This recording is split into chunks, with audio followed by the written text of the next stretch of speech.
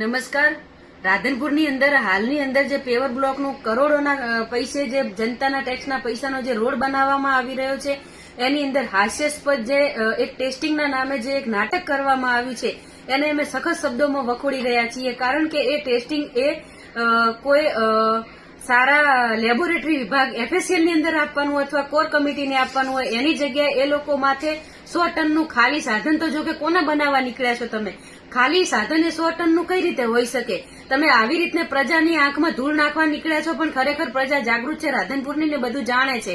એટલે તમે ખોટા પ્રજાને બનાવશો નહીં. અને આ જે પૈસાનો વેડફાવ કરી રહ્યા છો એ પૈસાનો વેડફાવ અમે રોકીશું. ક્યારે અમે આ કોન્ટ્રાક્ટર, એજન્સી અને જે એના મિલી